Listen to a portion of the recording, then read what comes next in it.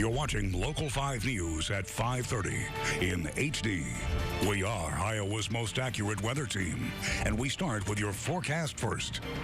Raging floodwaters inundated the metro overnight as a powerful storm system moved across the state, dumping over 8 inches of rain in some places.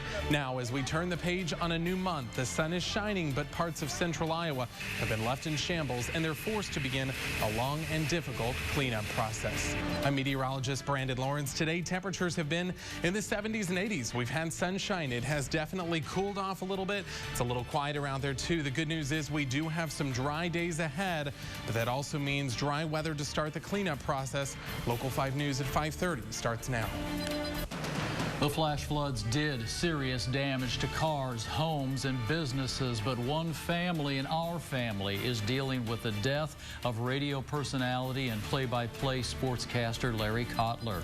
His legacy, his fight against cancer, and what he meant to Drake and the Iowa Barnstormers. Plus, in the middle of the floods, an explosion. This was the fire burning in the flash floods at midnight. Take a look at this. What's left looks like stacked matchsticks. I'm Local 5's Angelina Salcido live at that explosion tonight. I spoke with people that saw and heard it all and found out how everyone got out okay. That story's in the next 15 minutes. Local 5 News at 5:30 in HD starts now. We are Iowa. It's not the way we want to make history. Deadly, dangerous flash floods take over Ankeny, Des Moines, Clive, Pleasant Hill, Urbandale. She's like, well, you should probably slow down. There's cars up there. And I'm like, no, I'll make it. And then I slowed down and then, oof, I didn't make it. Drivers stranded, hundreds rescued. More told to leave their homes in the middle of the night. I know 4 Mile Creek is right on the backside of our complex, but I never imagined anything like this happening. I mean, I know we've had a lot of rain, but this is just ridiculous. A well-known radio personality killed in the fast-moving current. He was my right-hand man. He was my color commentator. And, you know, we're playing for a championship this Saturday night, and it's going to be tough to crack that mic. How the community is working together now to help his wife and son, who are not only dealing with the horrible loss of Larry, but also their flooded home. Is that pumping then? Plus the cleanup after the chaos, the cars, the basements, and how you can help. It's the flash floods of 2018. Welcome to Local 5 News, home of WeAreIowa.com. I'm Stephanie Engelson. And I'm Jack Miller. Thanks for joining us tonight. We have team coverage of this historic flooding. Local 5's Angelina Salcido is live in Urbandale at the home that exploded because of the waters. And Local 5 Sports Director John Schaefer is live near Principal Park. But first, Local 5's Bryn Carmen and Jacob Pecklow are live in Des Moines. They're at the East Douglas apartments that had to be evacuated last night because of the flood waters. What are things like today? We are just outside 4 Mile Creek, and take a look at the flooding behind us. The water is so high, it's up to the mailboxes and almost over to the roof of the cars. Now, this is not the first time that Des Moines, especially this neighborhood, has seen flooding quite at this level back in 1993, 2008, as well as 2010. But the people we talked to this afternoon say this is the worst they have ever seen these flooding levels in their neighborhood. So to give you a little bit of an idea of what exactly we're talking about here, referring to 4 Mile Creek, it is a look where it stretches through parts of Polk County. It is the real culprit for most of the damage that's been happening here around the city. It winds through different Des Moines neighborhoods, starting at I-80 and then stretches into parts of Pleasant Hill as well. Now, when this all started, it was about 8 o'clock last night. That's when the rains became heavy and it poured down upon the metro. Some cities saw these heavy rains pile up rather quickly. And of course, Ankeny was the one who saw the highest totals last night. They saw upwards of 10 inches, which in itself is just an incredible number. And as the night wore on, the waters only were getting worse, and that's when decisions were made to start getting people out of their homes. Clive was the first one to do that. They started evacuations a little before midnight, and then some in Des Moines started following suit. So the 2 city apartment complexes on the east side, Prairie Ridge and Prairie Winds, both started to evacuate their residents shortly after midnight. Police blocked off the streets. Families were forced to leave their homes as the water began forming mini streams and rivers all over the place. Now, residents told us early this morning the way they were cleared out of their apartments, now that came as a total surprise. We had somebody fiercely beating down our door, screaming to everybody to get out because it was flooding out here. And when we grabbed our stuff and got outside, the whole parking lot was inundated, and out into the street, we saw floating cars, now rescues here. So yeah, it's crazy. Now, this was a very stressful situation for everyone involved overnight. People were unsure where they were going to go with all these evacuations, and some went to stay with relatives across the metro, but others had to make much more difficult choices about where to go as the night wound down. I'm going to just stay in my car because I couldn't sleep if I tried, and then tomorrow I'll probably go stay with family. Now, at this time, Polk County is offering flood kits for anyone who needs basic supplies. That means things like bedding, hygiene supplies. They are also offering a flood cleanup kit. You have to go down to the River Center on 2309 Euclid to receive those kits, but they are not offering them today. The center opens tomorrow at 1 p.m. At the time, it'll be more than 24 hours after all that damage had been done. Another area that was hit very hard, we've already kind of referred to it, Bryn, the 4 Mile Creek area right here near Pleasant Hill. That's right, and that was yet another spot that had record-setting rain and flooding. Local 5's Erica Rankin checked in to see how people are dealing with the rising floodwaters. This is what the scene looks like right off of East Douglas Street. We are right next to the Parkwinds apartments, and to my left you can see one car that is completely stranded in underwater, and to my right there's another car right up against this fence with debris just building up onto it. You can still see this water is very high and waters are still flowing in. And back here, it looks like it would be a grass field or even a parking lot, but it is completely underwater. This is, again, what the scene looks like right off of East Douglas Street near the Parkwinds apartments. For now, in Des Moines, Erica Rankin, Local 5 News, We Are Iowa. Now, house after house, yard after yard, all that rain made these neighborhoods basically unrecognizable today. Cleanup efforts certainly will require a lot of manpower, Bryn. That's right, Jacob. I walked along with one woman in Beaverdale who is trying to help her neighbors pick up the pieces. It was so horrible last night. It was like Armageddon or something. Saturday night's torrential downpour turned this Beaverdale backyard into a rushing river. Whole yard was flooded. Clinton had cars submerged underwater, and then this water was rushing with such force and such great sound. Sharon Iverson says the roaring sounded like a waterfall. I mean, it would have, and I told my son, you know, you would have been swept away. You can see here the water was powerful enough to break through this fence. I mean, you could hear it. You knew something terrible was going on. Several cars were destroyed because of the high water, and home after home dealing with flooded basements,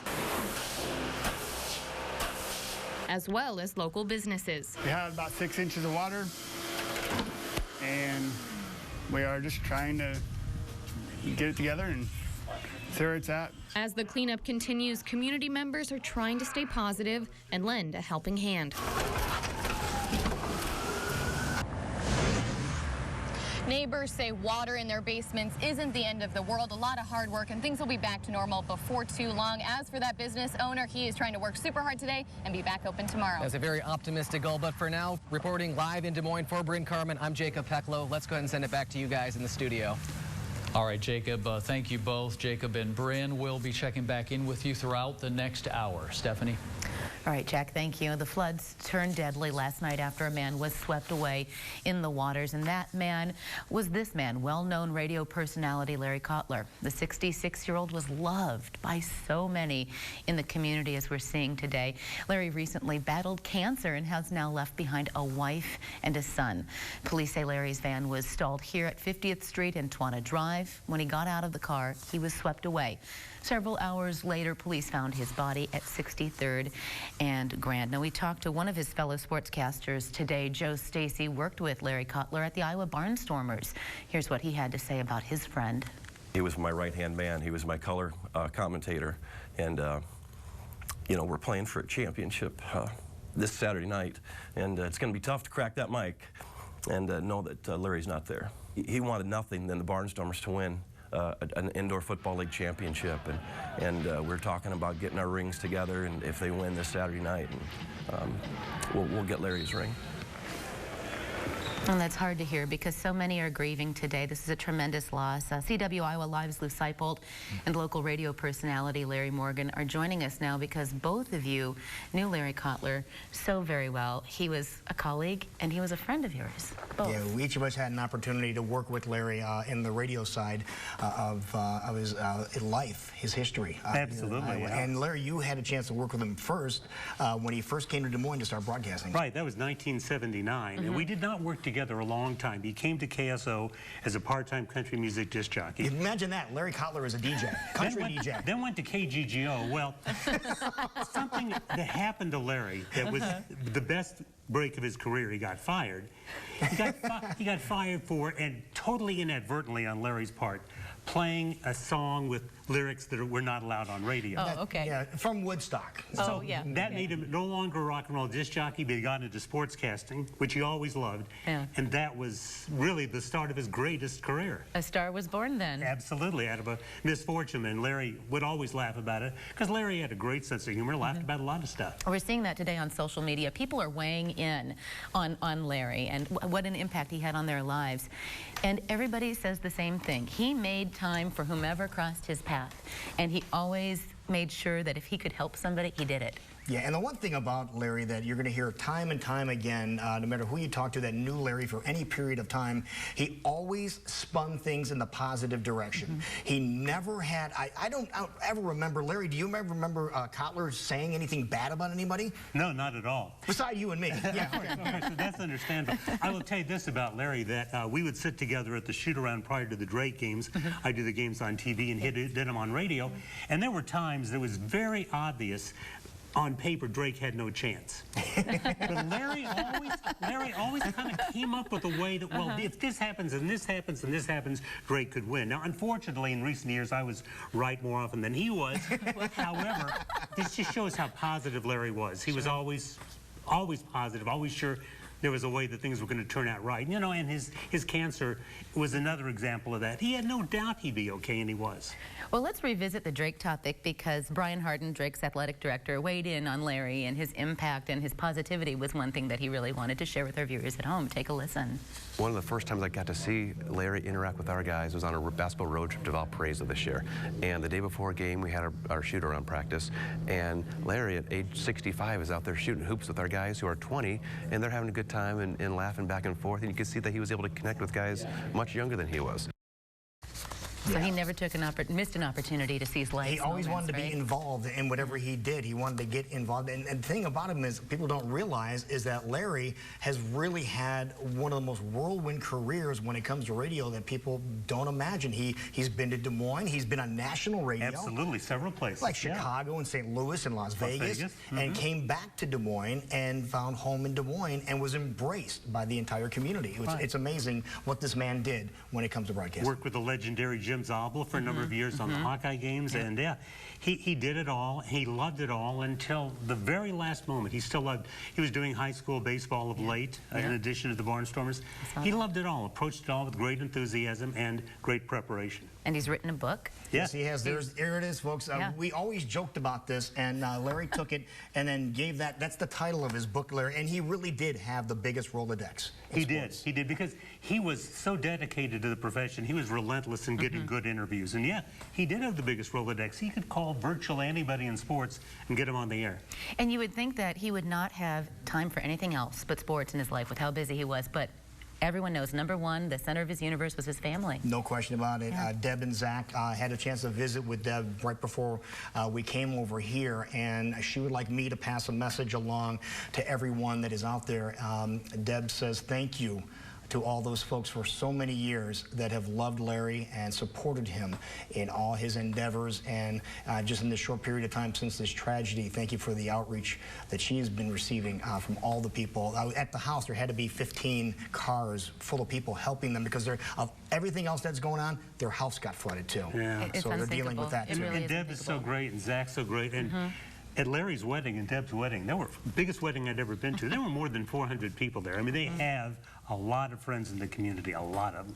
Yeah, he will sorely be missed. Absolutely. And I know that you're working on his eulogy, and we don't want to give anything away Yes. because I'm sure it's going to be very special. But how would you like people to remember Larry? You know, I was thinking about it when I was first asked about it. I thought, good guy. That's the first thing that came to mind.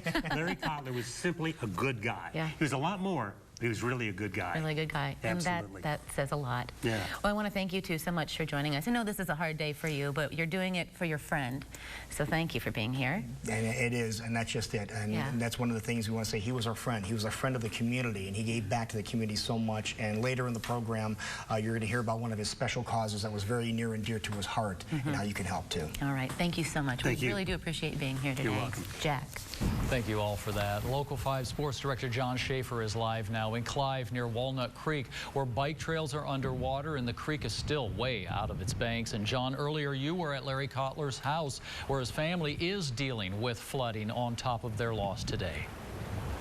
Yeah, Jack, it was truly news that stunned the entire broadcasting community around Des Moines, including myself. Larry was one of the first interviews I did when I moved back to Des Moines and started working at Local 5. And whether his impact is going to continue to be felt, it's because of his broadcasting career. Whether you were listening to him on the play-by-play for Drake men's basketball or the Iowa Barnstormers or even Dowling Catholic softball and baseball this year, you truly enjoyed listening to Larry because you could tell that passion was in his voice. And the impact felt is never more evident than what we saw today at his house when dozens and dozens of people poured into that home, where friends and family showed up to help clean up flood damage in Cutler's basement today. It was an outpouring of support as cars lined the street where Cutler lived with his wife Deb and stepson Zach on the north side of Des Moines.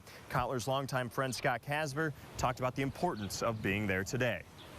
You figure out what can we do to help the family, what can we do to help the friends, what can we do to help those that are suffering along with the family. And Larry would have wanted us all to be together to help quell the pain if we can.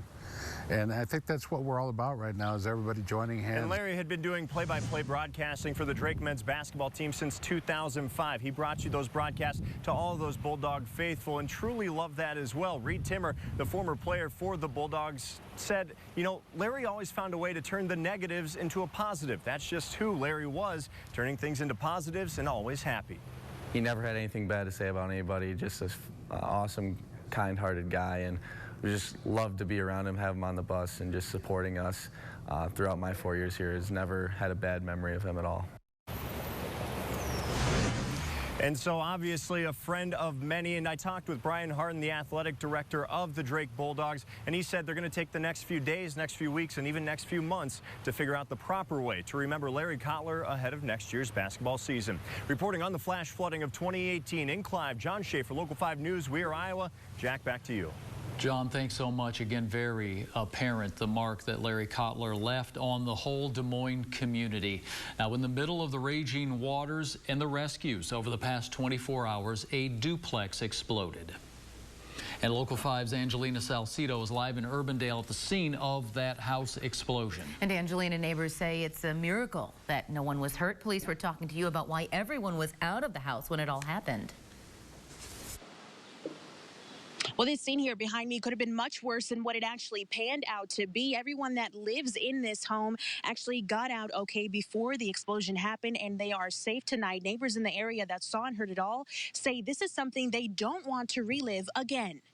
We've seen gas explosions before, but never have we seen the flash flooding that we saw last night. Just hours after some unexpected flash flooding, an unexpected explosion hit the usually quiet Urbandale neighborhood. The building filled full of gas, and once it found the ignition point, it just exploded. Officials say the house flooded and lower walls collapsed while some residents were inside. The building shifted during the high water from the flash flood. There were people in it trying to get some of their belongings out, and a wall gave way from all the water, and they left. Moments after, the house exploded. Oh, my God. It was just full of gas, and it exploded. I mean, we have reports of people hearing this several miles away, so it's pretty dramatic explosion. That explosions after flooding are common because gas is not turned to figure out where this originated from. Tonight, they say they're glad that everyone is safe. For now, reporting live in Urbandale, Angelina Salcido, Local 5 News. We are Iowa. Angelina, thank you. And we'll be checking back in with you again later with more from what people saw there last night. Meantime, Local 5's Erica Rankin is live where Des Moines meets Pleasant Hill, where 4 Mile Creek is pouring downstream and causing flooding there as well. Erica? Yeah, right now we are right off of William Street, and right behind me is 4 Mile Drive that you can barely see because of how high this water still is. 4 Mile Creek actually crested at the highest it's ever been since 2010 at just over 17 feet. Police are urging drivers that they don't drive through the barricades that they've had set up. Since we've been here in the last hour, several cars have driven by just to come and see this, and they've had to turn around and go back because there's no way that a car is able to drive through this water right now because of how high it still is. We haven't really seen it gone down much, and police are also urging you that if you do drive near to be so careful because 2 feet of water can sweep away your car, and 6 inches is actually able to knock down a person with a current, and there is a pretty strong current right now flowing, so always be careful if you are out around the water. Again, police are urging you to be very careful if you're in this area. For now, live in Des Moines, Erica Rankin, Local 5 News. We are Iowa. Erica, thanks. We'll be checking back with you in just a few minutes with more there from Pleasant Hill. Now back to Bryn Carmen and Jacob Pecklow. The two of you have been all over town the last 24 hours. Tell us more about what you've seen. The flooding impacted all places of the metro, especially the north and east sides. But Jacob, we had teams everywhere, and the flooding was significant no matter where you were. Now, it wasn't just this was actually a pretty common sight throughout the state. Sometimes it was even worse than this, with cars actually totally submerged in that water. One area that was hit particularly hard was out by the Birdland Marina. If you drove by there, you would have no idea that there was a bar there. Probably just thought it was a dock. Of course, after that rain we had last night, it was so bad that we never dreamt it'd come up this quick. Captain Roy's at the Birdland Marina, hit hard by Saturday night's flooding. Having lived in this neighborhood most of my life, it's not, it's nothing, it's something that we've seen before. The main floor of the bar submerged beneath these murky waters. And while this mess won't be easy to clean up completely, the process is going smoother than they ever could have imagined. People just started showing up this morning with pickup trucks and trailers and, you know, wanted to help. So it's heartwarming. The trails nearby are shut down, and there's no telling when this place will be hopping again. It'll be a waiting game now until the Corps of Engineers lets us know what the next step is with them.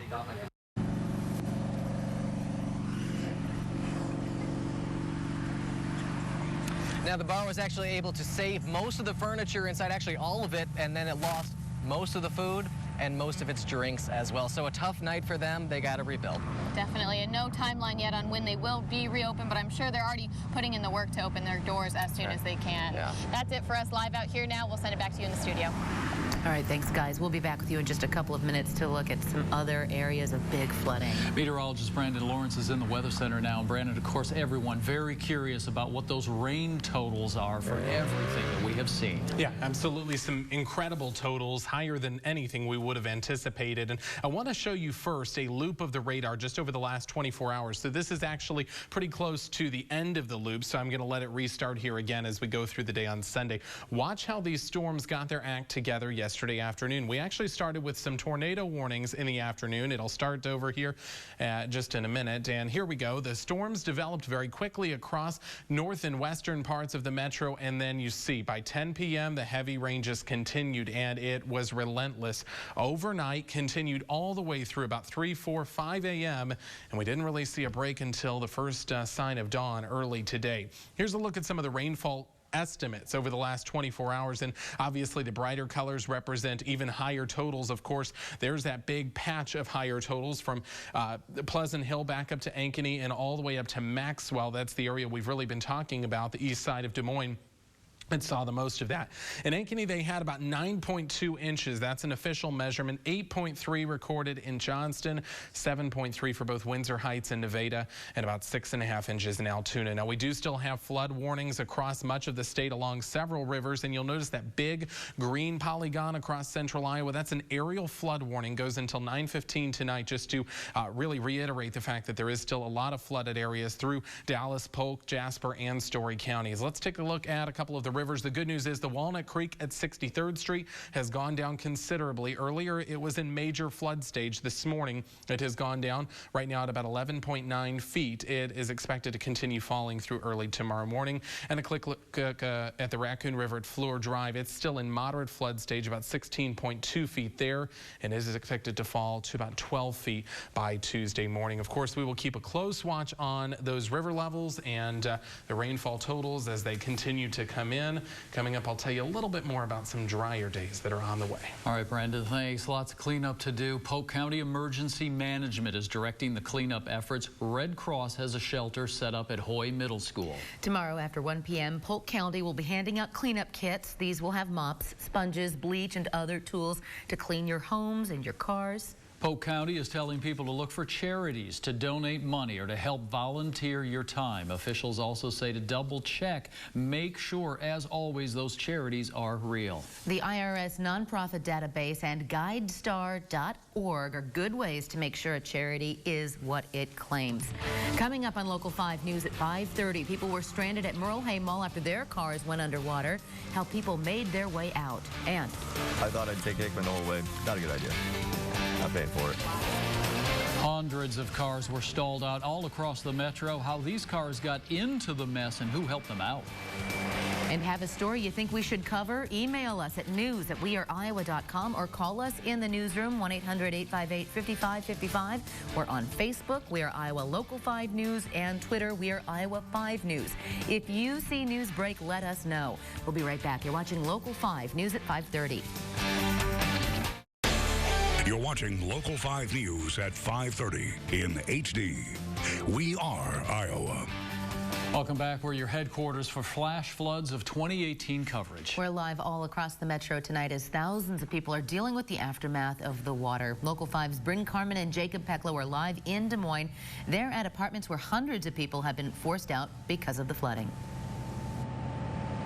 Yeah, Jack, Stephanie, it's incredible to see just how far some of these water levels have gone down just in a couple of hours. You can see the watermarks still on these cars behind us. It's a lot higher up than it was now. And if you look back 1993, 2008, 2010, all that these neighborhoods have been through, this is just another one to add on top of there. And this is not the first time by a long stretch, Bryn, that they've experienced something like this. So true, so true. And we're talking about Des Moines right now, but last night in Urbandale, the rain piled up. Merle Hay Mall parking lot was completely submerged. People that saw a movie at Flick's Brew House were stuck and couldn't get into their cars. I saw people walk through water that was no joke. It was hip deep. Hip deep. I'm talking several feet up. This car was stranded in the middle of the parking lot lake. The water flooded several yards in all directions. Some people were able to push out vehicles, but this one was just too deep. We went back to Merle Hay Mall today. What a difference one day, a couple hours can make. You can see that Toyota in the parking lot is not submerged in the water lake like it was last night. The water now is completely dried up. And, however the case may be, this isn't the case, cars were able to be stranded overnight, but a lot of people had issues when they were in their homes, people knocking on doors, trying to get them to evacuate. That's right. Talking about near Sargent Park, which is spilling into the park, forcing residents of a nursing home to evacuate. Local 5's Rafael Lopez is there tonight. He has the latest on that. The rain may be gone for right now, but there are still a lot of lingering concerns from yesterday's fast and powerful storm. If you walk with me here, we're on the 3500 block of Douglas Avenue in Des Moines. The river here is so swollen that the water has slowly started to creep onto several of these properties right here. That down there is a nursing facility. Authorities telling us that the residents there were evacuated earlier this morning by boat because they were still inside of the facility during yesterday's torrential downpours. If you take a look at some video right now, this is Sargent Park in Des Moines, completely submerged underwater because once again the river so swollen and that water just creeping onto not just the park but also streets. You can see the city of Des Moines cleaning up several of the pathways and roads that remain remain closed in this area. All that buildup from the clay and from the mud from yesterday's torrential downpours. That river, once again, extremely swollen. Authorities telling us to tell people, remind people, try not to get close to these areas because the rip currents are extremely fast and you could be swept away, and that obviously a dangerous concern. They're also telling people that you might see some puddles still in certain areas. Don't try to drive into that because once again, you just don't know what might be there. Reporting in Des Moines, Rafael Lopez, Local 5 News. We are Iowa. Now, that's right, but Raphael makes a very good point there. Even if you see that water out there and you think you can drive across it, it's probably not worth the risk to see if you really can accomplish that goal. It's not, Jacob. When I left the station, which is in West Des Moines, and went to Urbandale, right around 10, we saw so many cars take that risk and get stranded. And the worst part about it is they had to just leave their cars and abort before officers were able to help them out. And that's really a frightening scene to see. And here's an area where dozens of cars got stalled out last night. This is in Urbandale at the intersection of 56th and Hickman. People were helping to push those cars out of the middle of the street. We talked to one guy who got stuck in the street. We said that happened to a whole lot of people last night. He said he thought he could make it through, and that's why he went through. We were driving around hitting mud puddles, and it was pouring really bad, and I was like, going through here, and she's like, well, you should probably slow down, there's cars up there, and I'm like, no, I'll make it. And then I slowed down, and then poof, I didn't make it. Now, while we were out there, bystanders were nearby helping to get cars out of the way and make sure people were safe. One woman who was helping out had some of this advice for drivers. Turn around, don't drown. My butt's wet from moving a car out. And it wasn't even my car. Like this car coming through right here, it should not be going through. That water is way too high for this car to be going through. It made it because it didn't stop. If it would have stopped it all, it would have killed it out.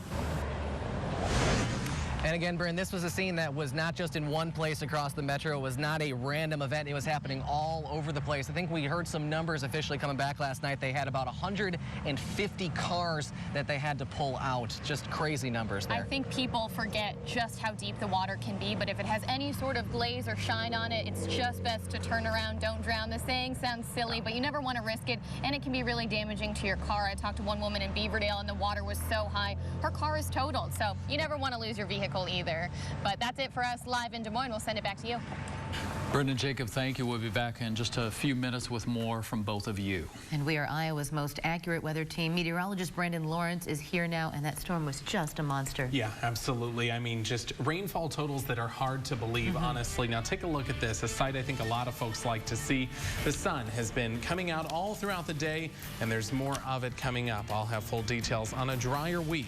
That's all coming up.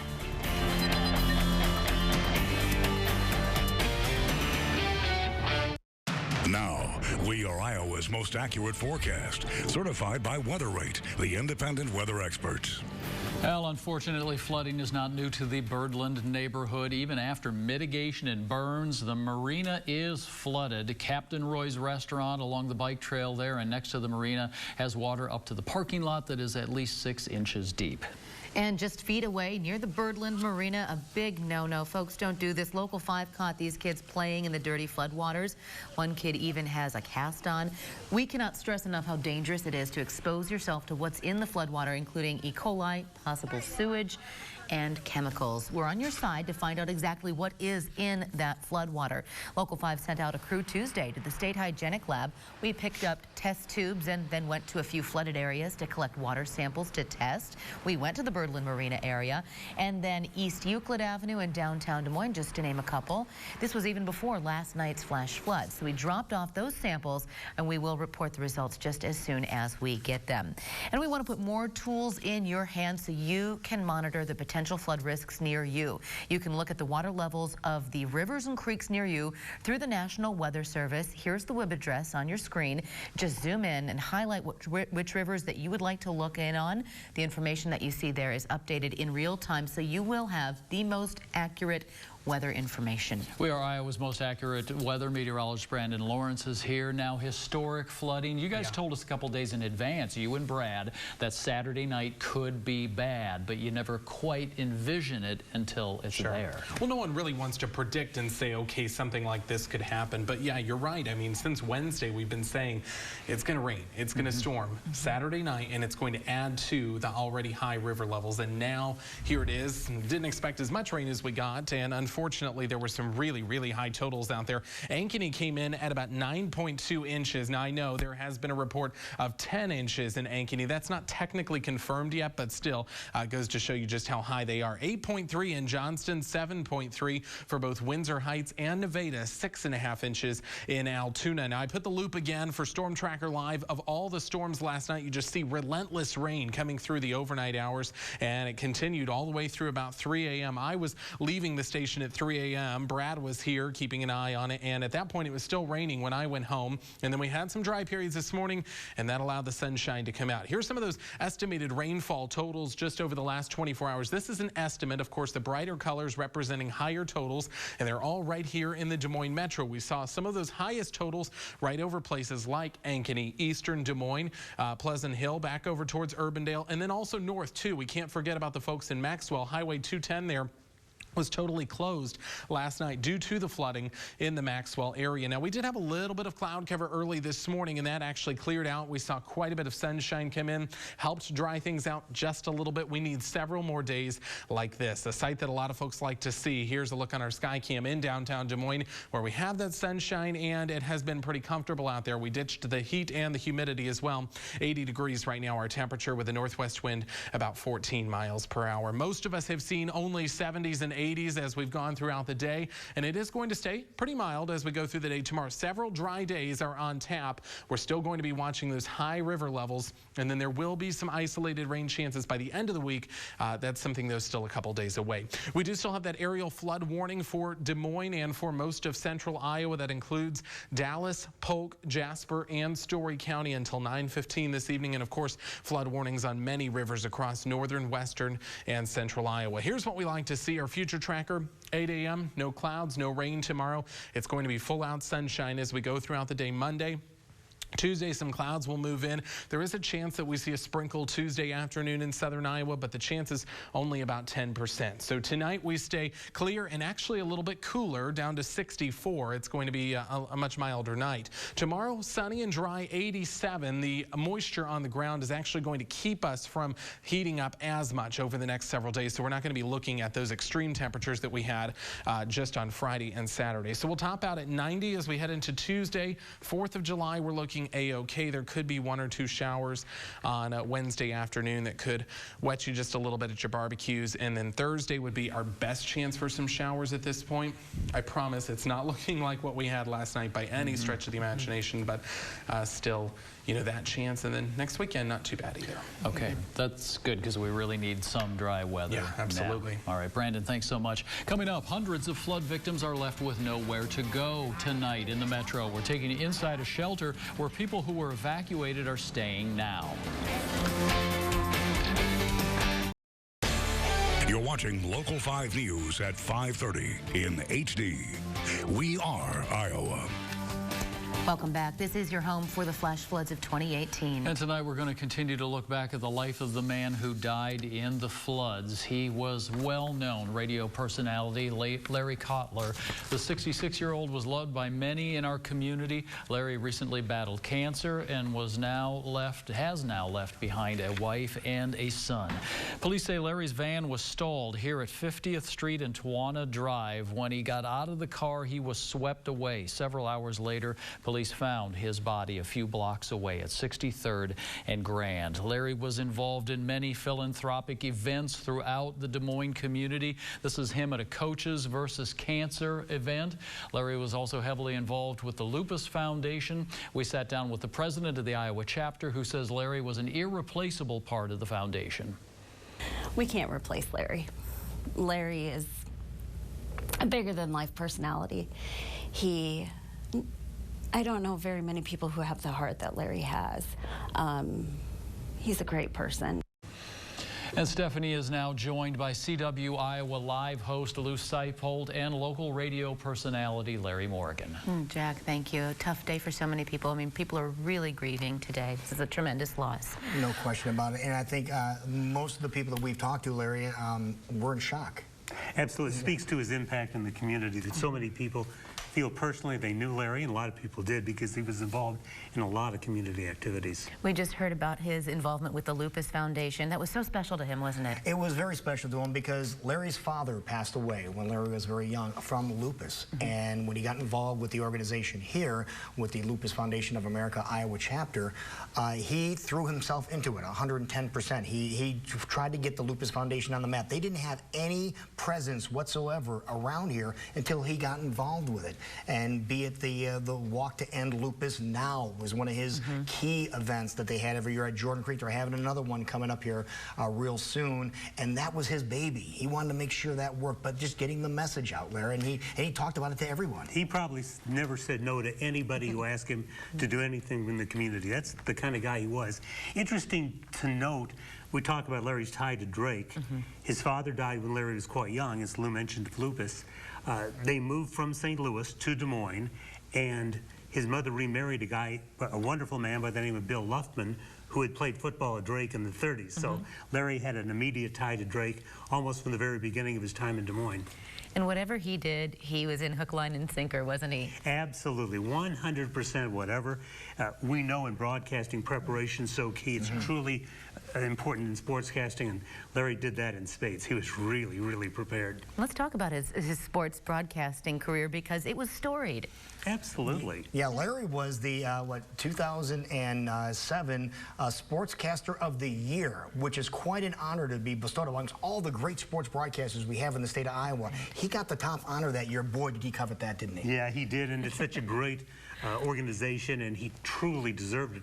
Absolutely. Probably deserved it many more times than he got it, but as Lou said, there's a lot of competition. Yeah, and then he became the voice of the Bulldogs. That was probably one of his most proud things that he ever had a chance to do. Love the Bulldogs. The thing that's really fun about Larry is we had Larry on CW Iowa Live. He was on twice a week, and he'd always send me a text the night before. He'd always say, okay, here's what I want to talk about. And there's a couple of things you can guarantee he's going to talk about. Larry, what are they? Cardinals, St. Louis Cardinals. He wanted to talk about the Cardinals and...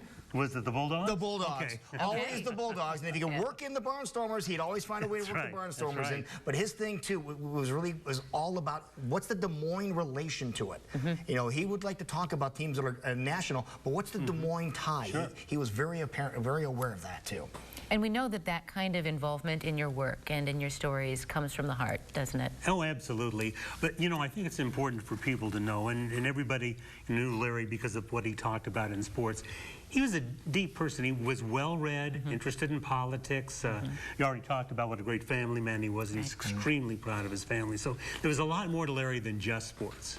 Yeah, no question about it. And we mentioned it earlier, but I think we want to mention it again. We had a chance to visit with Deb before coming over here today, and she would just like to say thank you. To everyone that is out there, thank you for all the years of support for Larry. He's been in broadcasting for more than 4 decades. Larry, and just thank you for supporting him over all those many years, and thank you for the support that they're showing her and her family right now. We mentioned earlier that amongst everything else that is going on, when they got home, they had to deal with the fact that the house was flooded. It's an unthinkable situation, and I was reading social media today, just catch up and read and take in what people were saying about Larry, and somebody said when he married Deb, he was a changed guy. I mean, it just took this happy guy to an even happier guy. Yeah. That's probably true, yeah, absolutely. Yeah, one of the people that we also mentioned earlier, he always had something good to say. You always spun things in a positive way, and if there's anything you can take from Larry Cutler and his life, take what you have and make the best of it. That's what Larry did every single day of his life, and we're going to miss him a lot. I was going to ask you how we all can honor Larry as we move on. Well, I think the Lupus Foundation is probably the easiest way. That was his baby. That was something that was near and dear to his heart. And if you can support the Lupus Foundation of America, the Iowa chapter, in any way that you can, in his memory, that would really mean a lot to him. And I would add the Drake Athletic Department. He obviously near and dear to his heart also. Yeah, and he also has a book, so if people are interested, they can pick this up. There is his book. Again, the title of the book came from something we always told and always heard from Larry. He always found a way, Morgie, to find somebody and call them and get them on the phone. Be it Dick Vitale or, you know, Bobby Knight, it doesn't matter. He'd always get them on the phone. He was relentless, yeah. It was hard to say no to Larry. Well, yeah, right? He couldn't say no to others, and nobody could say no to him. It works both ways. Yeah, and he always joked about the fact he had the biggest Rolodex in sports, and hence that's where the book came from, too. You know, you said, what should we remember about Larry? Lou said it, and I'll say it a different way.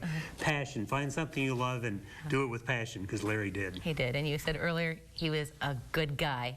Good guy. Good guy. Absolutely. Just like that. I want to thank you two so much again for opening your hearts and sharing your stories with us. It's a difficult situation, but again, our thoughts and prayers are with the entire family. And again, thank you to everyone who has reached out to help them, because they're going to need it. Absolutely. And we're also thinking about you, as you both mourn the loss of your friend. Thank you. Thank you for sharing him with us today. Jack. Thanks, Stephanie. A funeral has already been set up for Larry Cutler. His family has made arrangements for his service for this Thursday, July 5th. A Local 5's Bryn Carmen and Jacob Peklo join us again. Hundreds of people were displaced from those East Douglas apartments there overnight. And what is the latest from there? That's right, Jack. Hundreds of people were forced out of their homes. We sent several different crews out all across the metro, and they talked to people, and they say it was pretty terrifying when they had an officer knock on their door, forcing them to evacuate. And then more than 200 people without a place to stay right now are going to Hoyt Middle School, and we had Local 5's Erica Rankin go check on them right now to see how exactly they're holding up. We're right outside of Hoyt Middle School, and this is where they're bringing people who have been removed from their homes due to the flooding. Des Moines Fire and Police are here as well, along with the Salvation Army and the American Red Cross. One lady tells me there's about 60 people inside, and many are children, and right now a lot of them just want answers. Now, at this point, just keep in mind, no one is being accepted anymore at the Hoyt Middle School facility. Instead, if you are in Des Moines, you need a place to stay, you can go to Southeast Polk Middle School that is just outside of Pleasant Hill. Now, as far as the Governor Reynolds is concerned, we reached out to her office today, and we're expecting to get an official statement from her on all this flooding tomorrow. And if you need a different place to stay, Polk County will be opening up the River Center tomorrow at 1. So if you need anything, you will be available to go there tomorrow. We're live in Des Moines, and we'll send it back to you, Jack and Stephanie. All right, Bryn, Jacob, thanks so much. A lot of people obviously suffering in their homes, but businesses too. The Harding Hills Hy-Vee store on MLK and Euclid Avenue is closed until further notice because of this. The flooding was so bad, things were just floating off the shelves because of the water. Michael Thomas shot this video. She says the water was up to her knees. This video was in the candy aisle where the product there is just floating along. Hy-Vee is working to reopen that store just as soon as possible. We'll be right back. You're watching Local 5 News. This is the flash floods of 2018.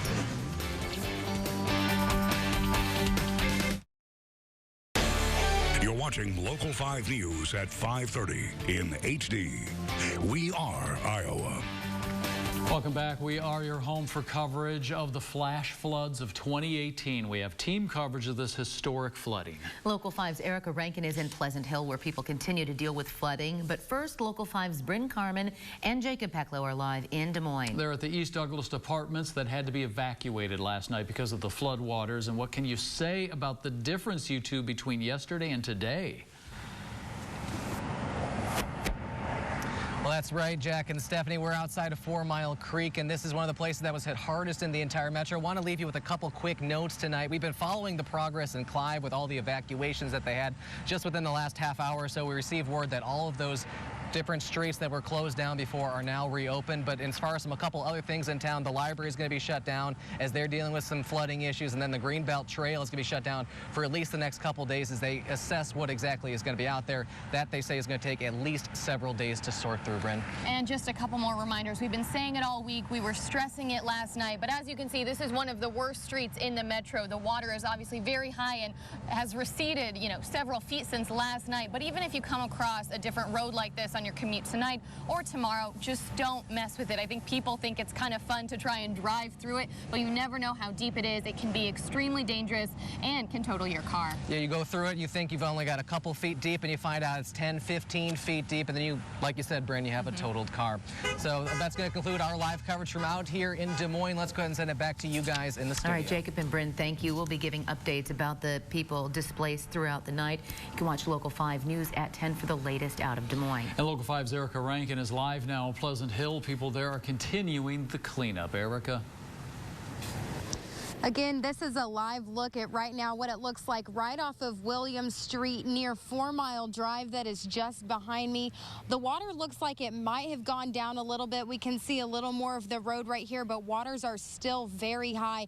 Police are stressing that if you see barricades, to not try and maneuver around them, because we've seen plenty of cars in the last hour drive through them and come up here and have to turn around because they see this, and you cannot drive through these high waters because even 2 feet of water will be able to sweep away your car.